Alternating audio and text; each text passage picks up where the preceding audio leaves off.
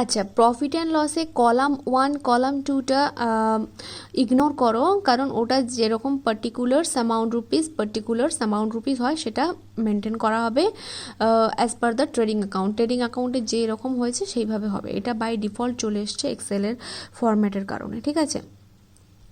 তো এটা debit side, এটা হচ্ছে ক্রেডিট সাইড, ঠিক আছে।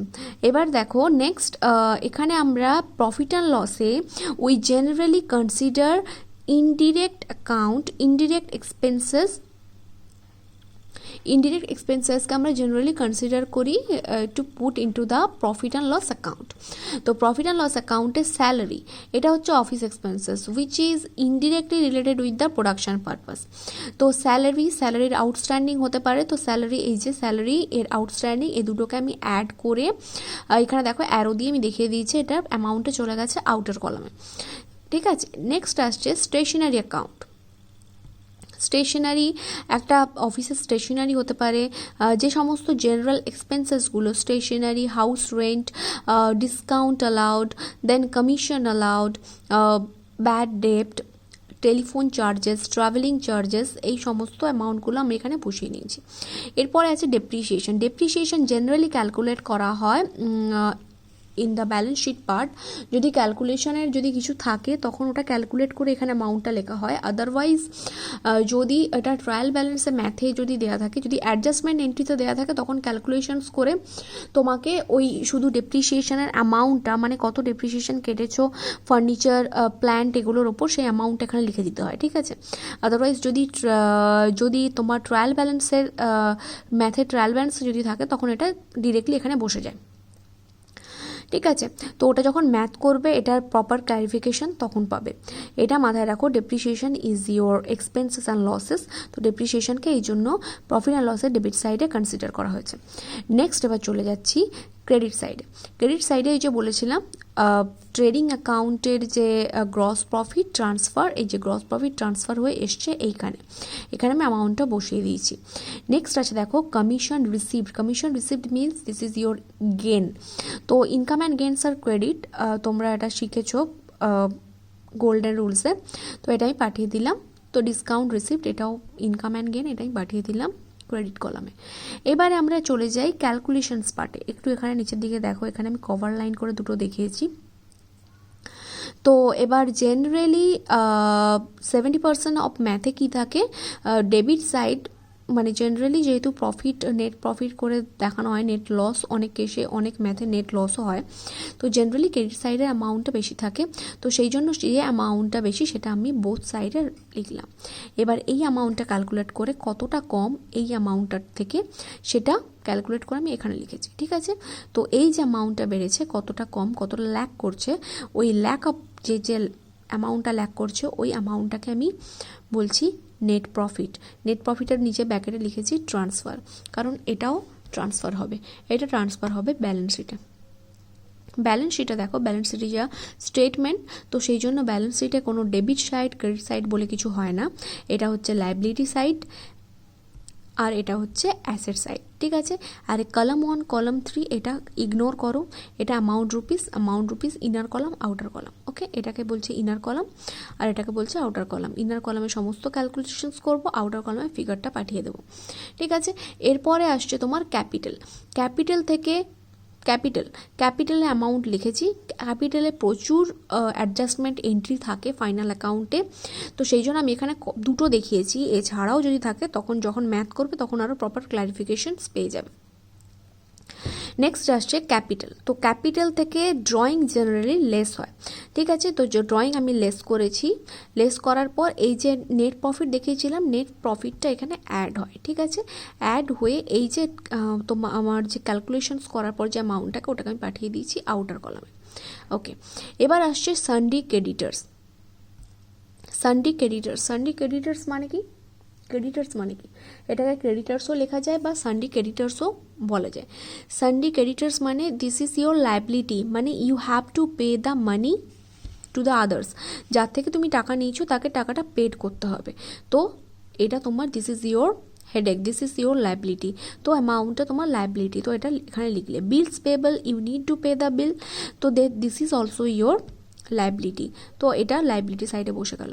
এবার আসছে যে আউটস্ট্যান্ডিং স্যালারি, আউটস্ট্যান্ডিং ওয়েজেস, এটা হচ্ছে ডিউ। তো অ্যাজ আ ওনার, তুমি যদি কোম্পানির ওনার হও, then you need to pay the outstanding salary and outstanding wages, this is the another headache of the company.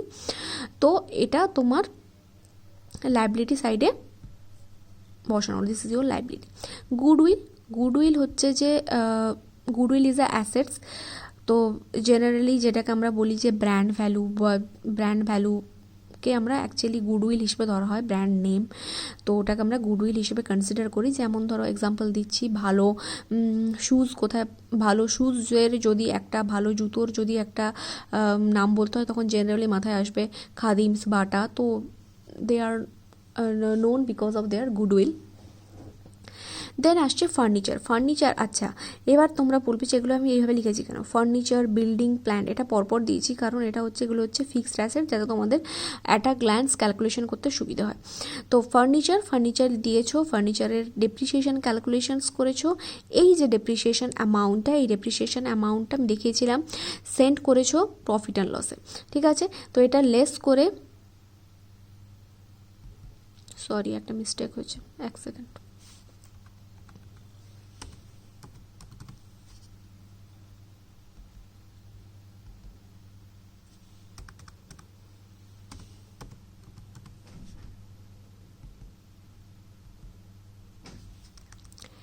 দেখো ফার্নিচারে যেটা আছে, ফার্নিচারে ডেপ্রিসিয়েশন কী হয়েছে, ডেপ্রিসিয়েশন কাটার পর ফার্নিচারের ভ্যালু কমে গেছে, তো লেস ডেপ্রিসিয়েশন, লেস মানে you need to deduct the amount, deduct the depreciation amount from the furniture value.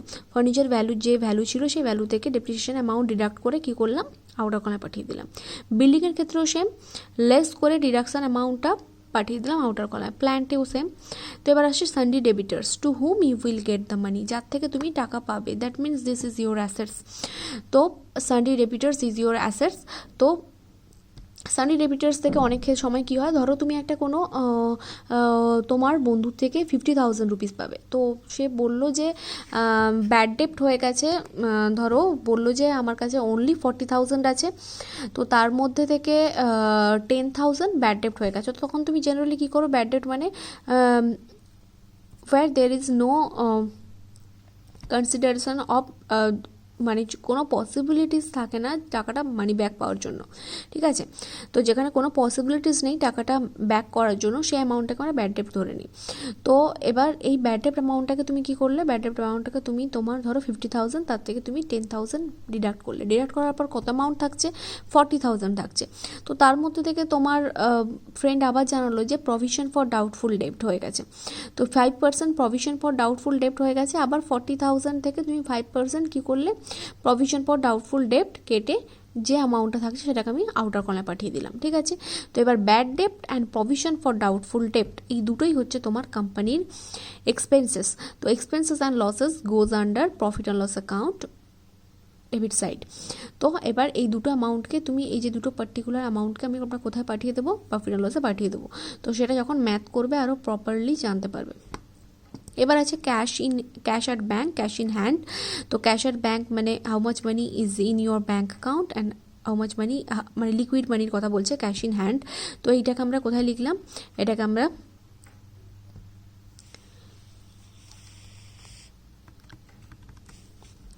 আমরা দিচ্ছি তোমার অ্যাসেট সাইজে, কারণ bank account and liquid cash এটাকে দুটোই কোম্পানির অ্যাসেটস। দেন আসছে bills receivable, bills receivable is your assets. এবারে ব্যালেন্স শিটে তোমাকে ব্যালেন্স করাতে হবে দুটো সাইডের অ্যামাউন্ট ব্যালেন্স করছে কিনা। যখন দেখবে দুটো সাইডের অ্যামাউন্ট ব্যালেন্স করছে, that means your math is right. আচ্ছা, ফরম্যাটটা বাড়িতে ভালোভাবে ফলো করো, then I will discuss another math of the final account.